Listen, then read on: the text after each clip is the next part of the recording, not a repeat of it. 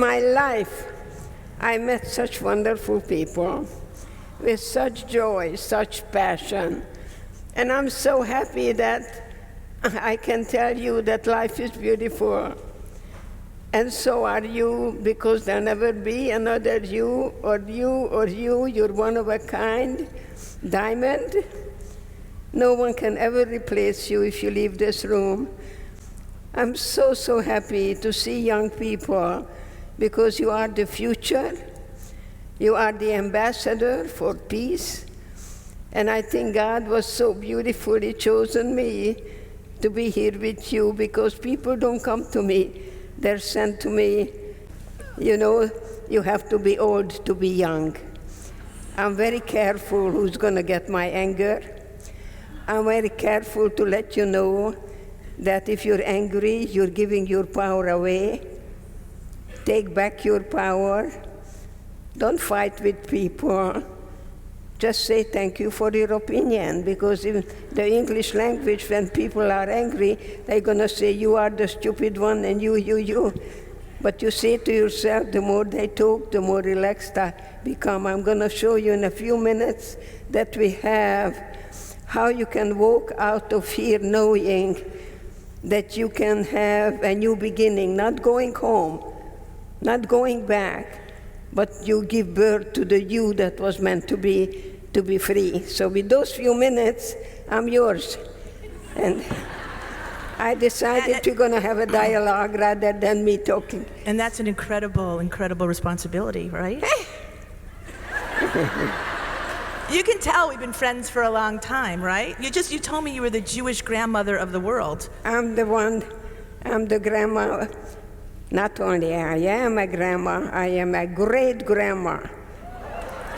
4 little boys. And that's what I consider the best revenge to Hitler. Yes.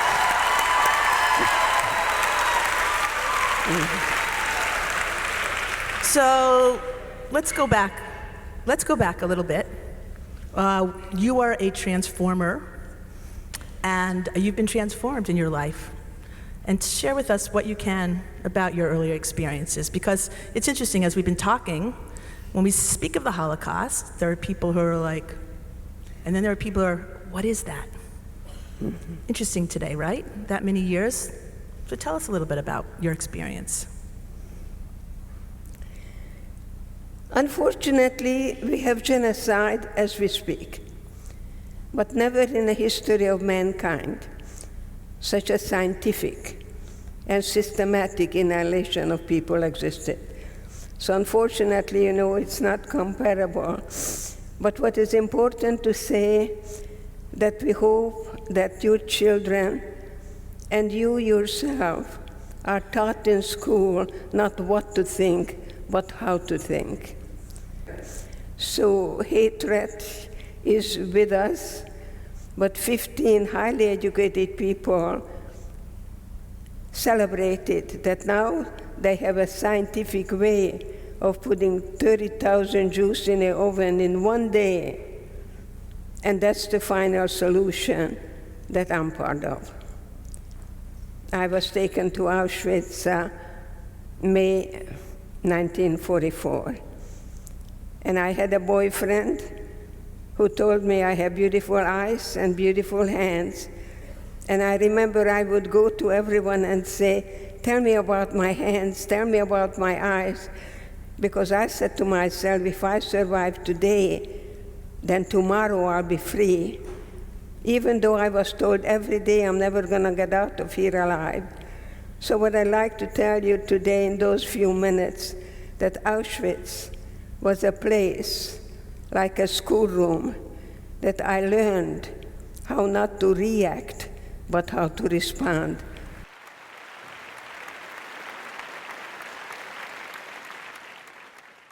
And we fled overnight, and I came to America penniless.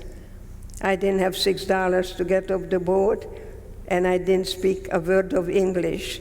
So you see, if I can do it, you can do it too. And that's how I am here. You can look at it afterwards. I still have the bracelet.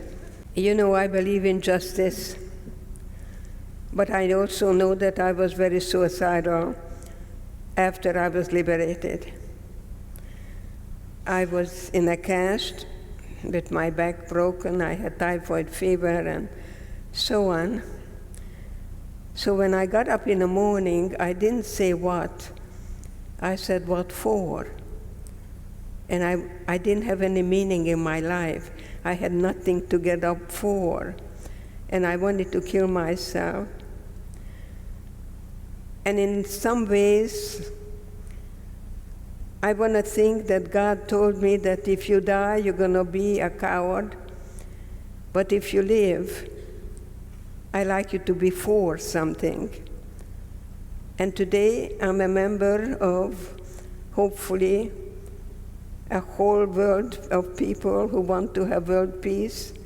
I'm for peace in a family, and I'm most of all hoping to find peace within every one of us, that we don't be against, but being for something. And that's what I'm committed to, and I'm very, very, very fortunate that I was able to become, people call me a shrink, but I like to be called a stretch. And I'm hoping that I'll stretch your comfort zone today and recognize that that change is synonymous with growth. If you don't change, you don't grow. So risk and hopefully find courage. Most of all, courage.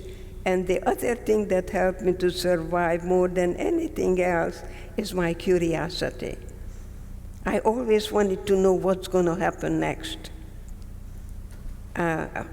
So that's why I don't say why me, it's what now. I live in the present, and I think young. I like to be young, but not young and foolish. So I think the older you get, you're not smart, you become wise, and you become very selective who's going to get your anger.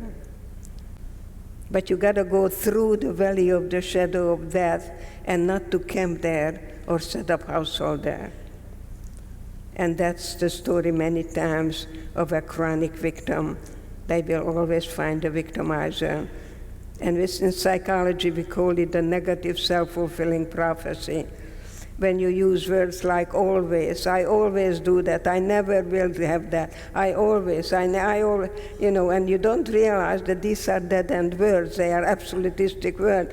All you have to say, up till now I did this, and now I'm going to do something else. Because if you switch gears in a car, you have to release the clutch. So what are you holding on to? I love that English word, willing.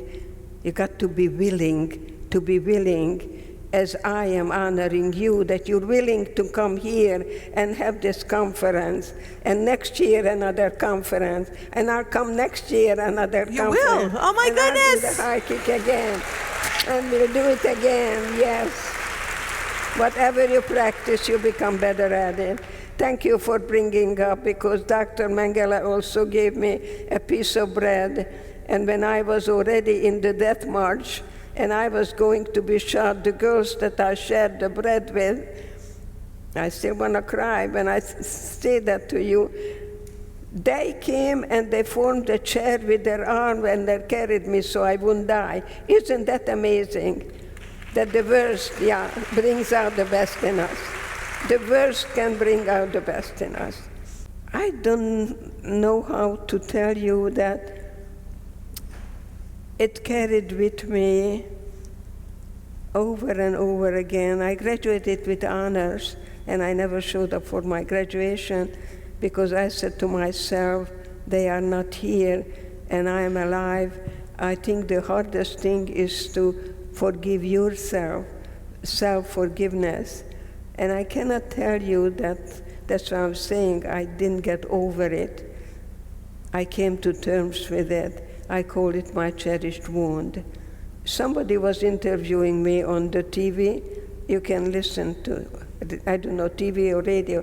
That was TV. It's a TV, so you can hear that. I told him that. To be able to just be the person the best you can be. I have a son who was born with cerebral palsy, and he's blind, and he goes to Washington, and he fights for the disabled. You know, he doesn't have time to be a victim either. And he says, by the way, I come from good blood. My mother is a survivor, and guess what? I'm so proud that I come from the good blood, and you come from that good blood, because you know what else? Your ancestors didn't have it as good as we do, and they never gave up. And that's why we are here today, that you never, ever give up. There is hope. There is hope in hopelessness.